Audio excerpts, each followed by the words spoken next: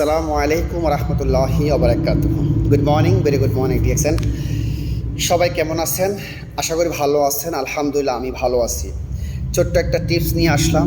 তবে টিপস শোনার আগে ভিডিওটা যেখানে দেখেন TikTok, Facebook, YouTube, like, comment, subscribe করবেন এবং সময়কে ইনভেস্ট করে বিজনেস করতে চাইলে ডিএক্সএন ইন্টারন্যাশনাল কোম্পানিতে আসবেন। হেলথ, অয়েল, হ্যাপিনেস তিনটা পাবেন।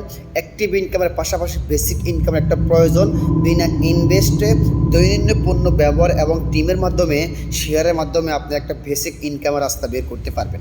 তো আসেন আমি যে টপিক নিয়ে আলোচনা করব, ডিএক্সএন কারা চিনবে এবং ডিএক্সএন কারা চিনবে না, অথবা ডিএক্সএন আমরা কীভাবে চিনব, এটা কতটুকু ভালো কতটুকু মন্দ। আসেন ডিএক্সএন আমরা কীভাবে চিনব এ নিয়ে আমি আজকের আলোচনা করব। এক ভদ্রলোক, একটা গল্পের মাধ্যমে বুঝেছি, এক ভদ্রলোক রাস্তা দিয়ে হেঁটে যাচ্ছে। পাশে আছে একটা মুচিওয়ালা। ওই মুচিওয়ালা জুতা সেলাই করে। এখন ওই লোকের কাজটা হলো জুতা সেলাই করা, মানে চক্ষু দুটো থাকবে নিচের দিকে, মানে হাত দিয়ে সেলাই করে। ওই ভদ্রলোকটি রাস্তা দিয়ে হাঁটতে হাঁটতে হাঁটতে হাঁটতে একটা হীরা পেয়ে গেল।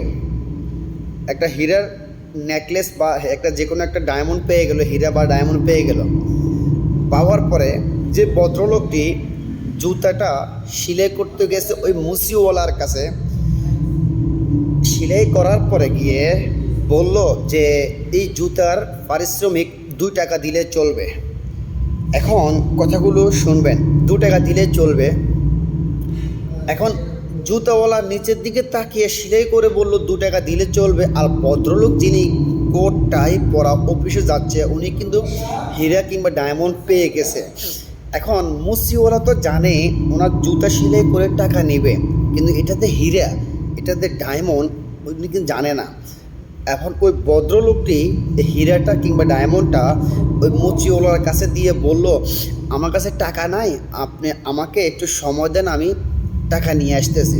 ভদ্রলোক বলল, না আমি টাকা নিব না, আমি এটা নিব না, আমি যেহেতু চিনি না, আমাকে টাকা দিতে হবে।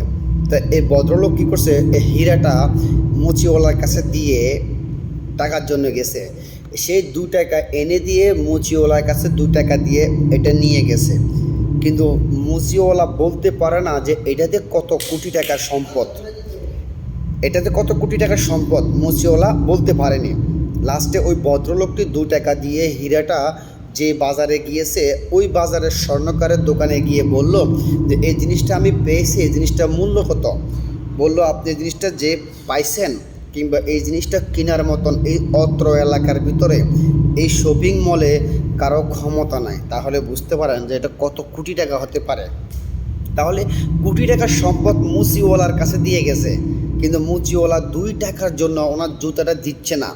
আর এই কোটি টাকার সম্পদ কিন্তু মুচিওয়ালা চিনল না। তাহলে এর ব্যাখ্যা কি বুঝাইলাম? এর ব্যাখ্যা হলো যে মানুষের অ্যাক্টিভ ইনকাম যেটা পাচ্ছে এটা নিয়ে হ্যাপি এবং খুশি, কিন্তু ফিউচারে কি হতে যাচ্ছে ওটা কিন্তু একবারও চিন্তা করে না। যদি একবার চিন্তা করতো তাহলে ডিএক্সএন নামক প্ল্যাটফর্মটাকে ওনার ব্লাডের সাথে মিক্স করে রাখতো। সো যদি ওনার সন্তান 5টা থাকে, উনি ওই 5টা সন্তান ওনাকে কোনো গ্রান্টে দিতে পারবে না যে ওনাকে খাওয়াবে বা বৃদ্ধাশ্রমে দিবে না, কিন্তু ডিএক্সএন একটা সন্তানের মতো রাখবে। তাহলে বোঝা গেছে মুচিওয়ালার নজর নিচের দিকে, আমি ছোট করতেছি না, মুচিওয়ালার নজর নিচের দিকে, বাট উনি হীরা কি ডায়মন্ড চিনল না। কোটি টাকার সম্পদ যেটা কিন্তু ওই বাজারে কেনার মতো সামর্থ্য কারো নেই, কিন্তু উনি 2 টাকায় চিনছে। ঠিক সেম ডায়মন্ডও কিন্তু সবার কাছে যাবে, ডিএক্সএন কিন্তু সবার কাছে যাবে, সবাই অ্যাকসেপ্ট করবে না। যারা অ্যাকসেপ্ট করবে তারাই ভাগ্যবান, তারাই লাকি, তারাই আল্লাহ তাআলার শুকরিয়া আদায় করতে হবে। ভালো থাকবেন, অনেক কথা বলেছি, আশা করি বুঝতে পেরেছেন। আল্লাহ হাফেজ, আসসালামু আলাইকুম রহমতুল্লাহি ওয়া বারাকাতুহু। Good morning, very good morning DXN.